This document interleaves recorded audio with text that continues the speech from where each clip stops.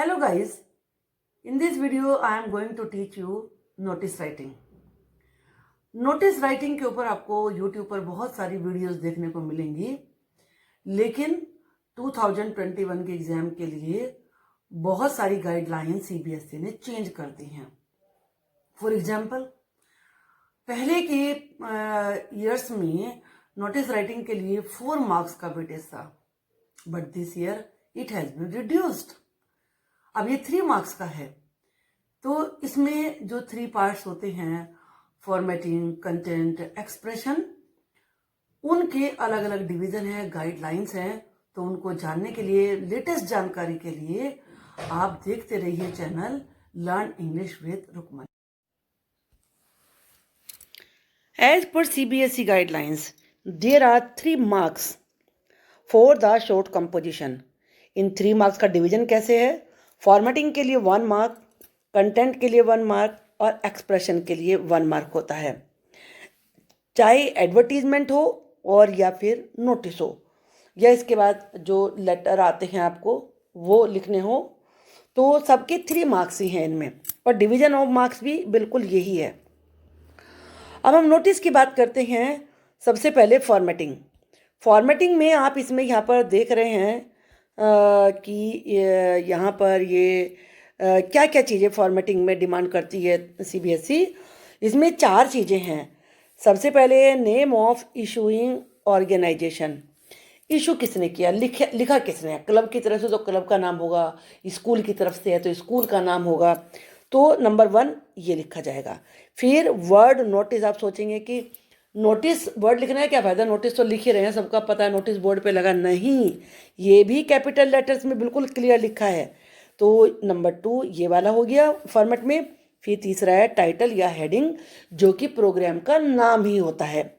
और लास्ट में ये तीनों चीज़ें ऊपर आती हैं। सबसे पहले नेम ऑफ इशूइंग ऑर्गेनाइजेशन आएगा, फिर वर्ड नोटिस आएगा एक लाइन छोड़ के, उसके बाद डेट आती है, और डेट के बाद टाइटल आता है। तो इस तरीके से ये 4 चीज़ें ऊपर लिखी जाएंगी। और ये तीसरे नंबर पे हो गया, और ये 4th हो गया। तो ये 4 चीज़ें ऊपर हो गई, और लास्ट में जो मेन बॉडी है, यानी कि जो मेन आंसर आपने लिखा है नोटिस का, उसके बाद लिखना होता है कि इसे किसने इशू किया है। अगर स्कूल के लिए है तो स्कूल के प्रिंसिपल ने किया है, या क्लब के द्वारा है तो उसके सेक्रेटरी ने लिखवाया है, या हेड बॉय है, या हेड गर्ल है। क्वेश्चन में दिया हुआ होता है। अगर उसका नेम भी लिखा तो नाम लिखना भी जरूरी होता है। देखो ये लिखा है नेम, और उसकी डेजिग्नेशन का मतलब उसकी पोस्ट क्या है।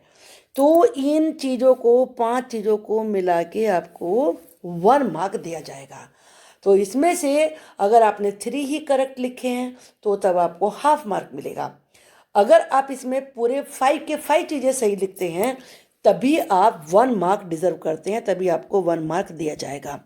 तो फॉर्मेटिंग के लिए ये आप ध्यान में रखिए। अब आती है बात कंटेंट की, कि कंटेंट से मतलब क्या होता है।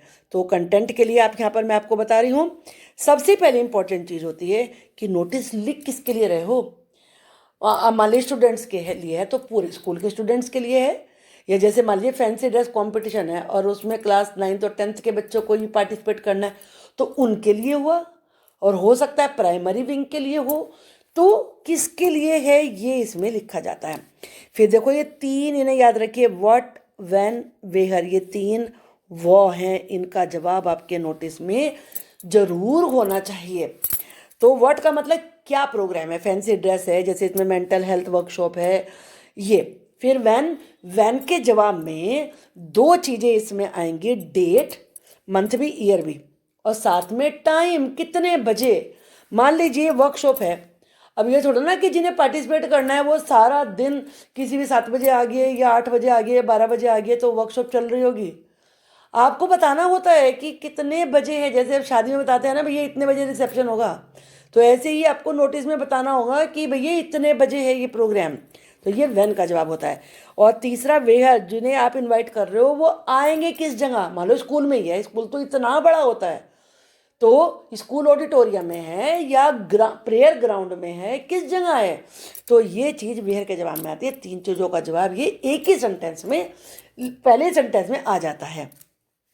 इसके बाद अगर आपका कोई ऐसा प्रोग्राम है जिसके बड़े फ़ायदे हैं तो वो फ़ायदे आप बताइए। अगर मान लीजिए कोई इस तरह का नहीं है कि जिसके बेनिफिट की आप बात करें तो वहाँ नहीं लिखना होता, लेकिन जैसे मेंटल हेल्थ वर्कशॉप है वो तो हर किसी के लिए उसके फ़ायदे होंगे ना, तभी तो लोग आएंगे। तो वो आप इसमें बेनिफिट्स भी आप इसमें लिखेंगे। और जैसे कि इसमें से कोई भी एक आप लिख सकते हैं। जैसे यहाँ पे लिखा है help us in increase our understanding about mental health, या दूसरा deal with our problems better, या और भी कोई आप लिख सकते हैं इसमें। लेकिन इसके बाद जैसे 3 चीज़ें मैंने व्हाट व्हेन वेयर बताई थी और किसके लिए, ये तो करेक्ट होने चाहिए। फिर उसके बाद सबसे इम्पोर्टेंट चीज़ है ये वाली, कि आप जिनको जिनको इन्फॉर्म कर रहे हैं उनसे आप चाहते क्या हैं। वो अटेंड करने के लिए आए, इसमें तो अटेंड करने के लिए आना है। लेकिन अगर फैंसी ड्रेस कंपटीशन है तो आप नोटिस इसलिए भी तो लिख सकते हैं ना कि पार्टिसिपेट करने के लिए इनवाइट कर रहे हो। तो ये आपको लास्ट लाइन में क्लियर करना होता है कि पार्टिसिपेशन के लिए है, या मैच है तो चीयर अप करने के लिए है, या फिर आप उनसे केवल अटेंड करने की रिक्वेस्ट कर रहे हैं। तो ये 3 चीज़ें इंपॉर्टेंट हो गई, व्हाट व्हेन वेयर, ये एक सेंटेंस में। और फिर आप जो जिनके लिए नोटिस लिख रहे हो, जो रीडर्स हैं, उनसे चाहते क्या हो।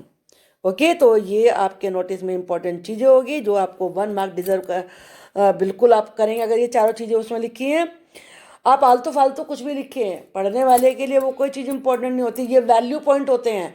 ये वैल्यू पॉइंट अगर आपका नोटिस फुलफिल कर रहा है तो आपको पूरा 1 मार्क मिलेगा। अब देखो यहाँ पर मैं अभी वीडियो देख रही थी यूट्यूब पे भी, उसमें बता रहे थे कि जी 50 वर्ड से अगर आपने जरा सा भी ज़्यादा लिखा तो आपके मार्क्स कट जाएंगे। नहीं, ये गाइडलाइन लिखी है, no marks to be deducted for exceeding word limit. ये 2 साल से रेगुलर मैं हेड एग्जामिनर रही हूँ क्लास 12th की, सीबीएसई की। मैंने कितने साल कॉपी चेक करी भी है, करवाई भी हैं। तो 2 साल से पिछले ये गाइडलाइन थी कि मार्क्स लिमिट एक्सीड करने के लिए नहीं कटेंगे, नहीं डिडक्ट होंगे। अगर आपने 50 के बजाय 60 लिख दिए, 65 लिख दिए तो कोई मार्क्स डिडक्ट नहीं होना है। ये नहीं कि 100 लिख दिए तब तो आपके मार्क्स थोड़े डिडक्ट हो जाए, क्योंकि उसमें आलतू फालतू मैटर ज़्यादा होगा। लेकिन ये बैठ के नहीं है, मेरा कहने का मतलब कि आप हमें 1 2 3 4 5 6 ऐसे वर्ड ही काउंट करते रहें। ओके, अब हम एक एग्जाम्पल डिस्कस करते हैं। नोटिस राइटिंग के लिए जो क्वेश्चन इस बार के सीबीएसई के सैम्पल पेपर में दिया गया है, हम उसको डिस्कस करने जा रहे हैं। You are Rakil Ruben, president of the wellness cell of your school. You decide to organize a workshop to raise awareness of the importance of mental health. कि आप अपने स्कूल के वेलनेस सेल के president हैं, आपका नाम रकील या Ruben है, और आप मेंटल हेल्थ की इम्पोर्टेंस के बारे में जागरूकता लाने के लिए एक वर्कशॉप ऑर्गेनाइज करने जा रहे हैं। This workshop would be conducted by the school counsellor, और ये वर्कशॉप स्कूल काउंसलर के द्वारा की जाएगी। Write a notice in about 50 words informing the students of class 11th 12th about the workshop. ये क्वेश्चन है। अब हम इसमें आपको बताएंगे कि आपके लिए क्या क्या चीज़ें इसमें ध्यान रखना ज़रूरी है जब भी आप क्वेश्चन को रीड करते हैं। सबसे पहले देखिए इशूइंग अथॉरिटी कौन है। तो ये इशूइंग अथॉरिटी है रूबेन या रैकिल में से कोई भी नाम आप राइट कर सकते हैं। मुझे रूबेन राइट करते हैं, फिर उसका डेजिग्नेशन दिया हुआ होता है क्वेश्चन में। ये प्रेसिडेंट है, प्रेसिडेंट कहाँ की है, वेलनेस सेल की है। अब ये आपके स्कूल का है। तो चूँकि ये नोटिस स्कूल के नोटिस बोर्ड पे लगना है, तो स्टार्टिंग में जब हम लिखते हैं नाम, वहाँ तो आपके स्कूल का नाम लिखा जाएगा। अब चूँकि अपने स्कूल का नाम आपको कहीं डिस्क्लोज नहीं करना होता है, तो आप उसमें कोई भी नाम बना के ABC सीनियर सेकेंडरी स्कूल ऐसे करके, या जैसे गांधी, जवाहर, नेहरू, कोई भी स्कूल का नाम इस प्रकार से बना सकते हैं। तो ये नीचे सबसे नीचे लिखा जाएगा issuing authority. You decide to organise a workshop to raise awareness of the importance of mental health. अब आप क्या ऑर्गेनाइज करने चाह रहे हैं, ये है व्हाट का जवाब, वर्कशॉप। वर्कशॉप किस पे है, ऑन मेंटल हेल्थ। तो ये आपका टाइटल भी बनेगा और प्रोग्राम का नाम भी यही होगा। अब इसका पर्पज़ क्या है, to raise awareness of the importance of mental health. इस सेंटेंस की आप देखो, इस सेंटेंस को पूरा यूज़ कर सकते हो। पहले तो यू का हमेशा वी करना पड़ेगा क्योंकि स्कूल को रिप्रेजेंट कर रहे हैं आप। डिसाइड तो यूज़ नहीं करना चाहिए, वी आर ऑर्गेनाइजिंग या we are going to organise a workshop. अब इसके बाद आप डे डेट, जैसे व्हाट व्हेन वेयर का जवाब लिखना था, तो इसके बाद आप डेट लिखिए और साथ में डेट के साथ टाइम भी लिखिए। तो ये जवाब हो जाएगा किसका, व्हेन का। इसके बाद ही वेयर का जवाब लिखिए, कहाँ, in the school hall, in the school auditorium. अगर किसी किसी स्कूल में हॉल के नाम भी होते हैं, टैगोर हॉल, गांधी हॉल, तो आप ऐसे नाम भी राइट कर सकते हैं। तो ये आपका फर्स्ट सेंटेंस हो गया और आपके वैल्यू पॉइंट्स पूरे हुए हैं 3, व्हाट, व्हेन, वेयर। ये तीनों एक ही सेंटेंस में पूरे हो जाते हैं और इनमें व्हाट का जवाब तो क्वेश्चन में लिखा हुआ होता है और व्हेन वेयर का जवाब हमें खुद अपने आप से लिखना होता है, और जो मुश्किल नहीं है बिल्कुल भी। इसके बाद ये कुछ अगर क्वेश्चन में इस तरह की इंफॉर्मेशन लिखी हुई होती हैं कि इसे किसने ऑर्गेनाइज किया, this workshop would be conducted by the school counsellor, कि कौन इसे कंडक्ट करेगा। कंडक्ट का मतलब है उसे कौन वर्कशॉप का संचालन और उसका आयोजन कौन कर रहा है, तो वो स्कूल काउंसलर हैं। तो ये आप information as it is copy कर दीजिए। भाई इतना करिए, काउंसलर को ऑथेंटिक बनाने के लिए नाम लिख दीजिए कोई भी आप लिख के, डॉक्टर लगा के कोई भी नाम लिख दीजिए, क्योंकि साइकोलॉजी वाले होते हैं ज़्यादातर ये लोग, तो कोई भी नाम आप इसमें लिख सकते हैं, शोभा, गीता, मम्मी का नाम, बहन का नाम, कोई भी आपको याद आता है तो वो लिख दीजिए। अगर आपको किसी वेल नोन काउंसलर का नाम पता है तो वो राइट कर दीजिए। Right a notice in about 50 words informing the students of class 11th and 12th। अब किसके लिए है ये, क्वेश्चन में कभी कभी ये लिखा हुआ होता है या हमें खुद अपने आप सोचना होता है। अगर लिखा हुआ नहीं है तो, अगर लिखा हुआ है तो आप वही लिखेंगे। और आखिरी सेंटेंस बहुत ही इम्पोर्टेंट होता है, तो उसमें आपको इन स्टूडेंट्स को इनवाइट करना है अटेंड करने के लिए। तो यहाँ पर आप इसमें लिख सकते हैं प्रेजेंस या attendance of all student is a must, या ये लिख सकते हैं all are requested to occupy their seats before time, या टाइम भी लिख सकते हैं बिफोर, जैसे मान लीजिए 9 बजे का आप टाइम लिखते हैं तो 9 o'clock। और लास्ट सेंटेंस हमेशा यही होता है, for more details contact the undersigned, कि और डिटेल के लिए अंडरसाइंड से कॉन्टेक्ट करें। इतनी बात आपको समझ में आ गई होगी। अब मैं आपको इसको सोल्व करके दिखाती हूँ। इस प्रकार से हम इस क्वेश्चन को सोल्व कर सकते हैं। जैसा कि क्वेश्चन में स्कूल का नाम नहीं था, तो आप स्कूल का नाम कोई भी अपनी तरफ से बना सकते हैं उसमें, और उसके बाद नोटिस वर्ड हमें लिखना होता है जो कि कैपिटल लेटर में होना चाहिए। उसके बाद एक लाइन का गैप आप इसमें ज़रूर छोड़िए। Then you write date, date आप इस तरीके से भी लिख सकते हैं, और या फिर अगर आप ऑर्डिनल यूज़ करके ऐसे लिखना चाहते हैं तो आप ऐसे भी राइट कर सकते हैं। यह आपकी इच्छा पर है, कोई सी भी, सब दोनों तरह की डेट एक्सेप्टेड होती हैं। नेक्स्ट लाइन में आपको टाइटल या हेडिंग लिखना होता है। तो वर्कशॉप, अब हमें पता चल गया है क्वेश्चन में कि वर्कशॉप किसके ऊपर है, मेंटल हेल्थ के ऊपर है, तो वर्कशॉप ऑन मेंटल हेल्थ। ये ध्यान रखिए कि जो की वर्ड्स हैं उन्हें आप कैपिटल बनाएं, तो वो इम्प्रेसिव लगता है क्योंकि ये टाइटल होता है। All students of class 11th 12th are hereby informed, इसका मतलब क्या होता है कि सारे 11th और 12th क्लास के स्टूडेंट्स को इस नोटिस के द्वारा सूचित किया जाता है। आप इस तरह की लाइन को रट भी सकते हैं। अगर उसमें कोई ऐसा नहीं लिखा हुआ है कि कौन सी क्लास के स्टूडेंट्स को बुला रहे हैं, सभी को बुलाना है, तो फिर केवल ऑल स्टूडेंट्स लिखिए, all students are hereby informed, फिर इसकी जरूरत नहीं है फिर। लेकिन चूंकि क्वेश्चन में गिवन था तो हमें अब लिखना बहुत ज़रूरी है।